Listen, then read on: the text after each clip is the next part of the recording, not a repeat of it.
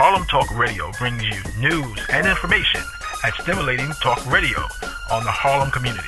We cover business, education, entertainment, health, politics, technology, finance, and lots more. I am Carolyn Butts, the publisher of African Voices. If you are an emerging writer, visual artist, or someone who's interested in publishing a book, you need to be there at the Cultural Circle Conference and Poetry is Theater Workshop. I'm Rosalind McLymont. I'm the executive editor of the Network Journal and author of 2 books so far.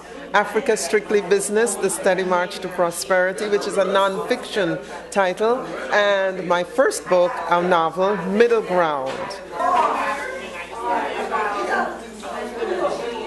And I was here as a panelist today for this event, and it is such an invigorating feeling when you are in front of an audience of young and middle-aged and older African Americans who are all interested in publishing their work, in writing, and you know that you have something that you can share with them to help to make that path easier.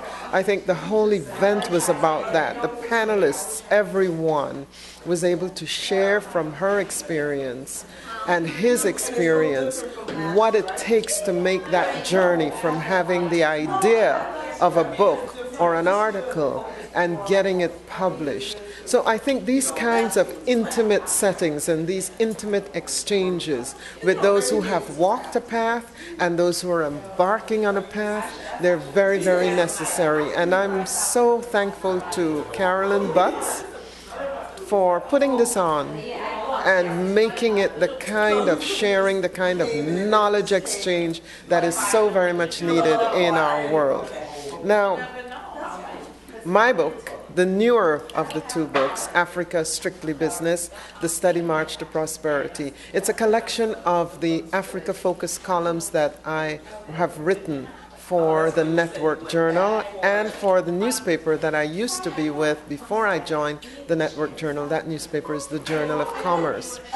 Having lived in Africa, I realized that there is an Africa that we never see in the Western world. That is an Africa that is responsible for itself, an Africa where there are pools of knowledge and productivity and education and everything that is good. This is not what you hear. This is not what you see in the mainstream media. So I realized that my column is important.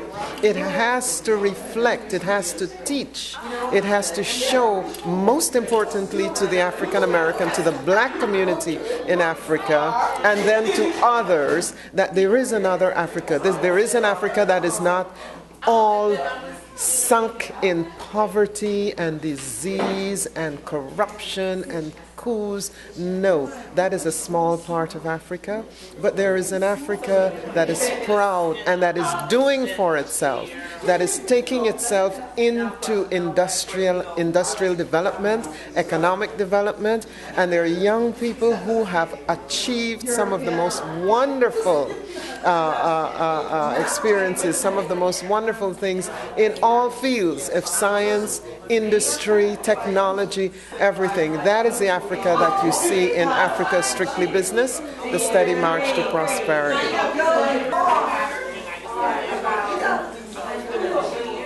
That is very, very important because I am a Garveyite, which means I'm a Pan-Africanist. I believe Africa for the Africans at home and abroad, which is not to say that nobody else is welcome. Of course not. We're in a global environment, but there are investment opportunities that Africans in the West can take advantage of because of their experience, because of the money that they have, because of their education, and all of this that they can put towards the development of the continent. I do believe that Africans, no matter where they are, will never be respected and given the dignity that they deserve as a race of human beings unless Africa is strong. And so strong means economically strong.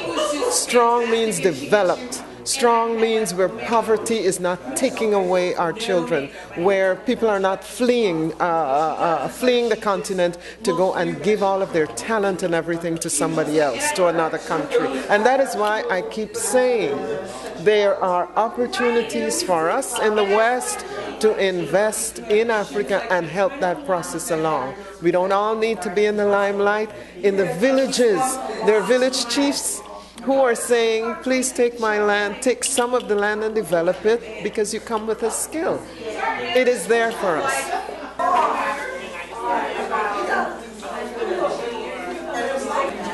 He didn't have Twitter and he didn't have Facebook, but he organized black people around the world. He is known in Africa, he is known in Latin America, he is known in the Caribbean, he is known in Europe. And this is a man of humble Jamaican birth in the early 20th century who created what we call today Garveyism, a simple philosophy. Economic development. He started the Black Star shipping line. He organized nurses in the health field. He was a publisher because the written word is very, very important. They used to say, if you want to hide something from black people, put it in a book, no more. And since back then, he was the publisher of a newspaper. Read his book, Philosophy and Opinions of Marcus Garvey. The Philosophy and Opinions of Marcus Garvey, and that is your blueprint for the development of the continent, for development of us as a people. To find more information about me, there's rosalindmclymont.com. To find more information about the Network Journal and my role there as executive editor and all of the wonderful things we do, both in the US and in Africa, www.tnj.com. Log on, get connected to Harlem Talk Radio. The broadcast media, radio is very, very important. Log on to harlemtalkradio.com.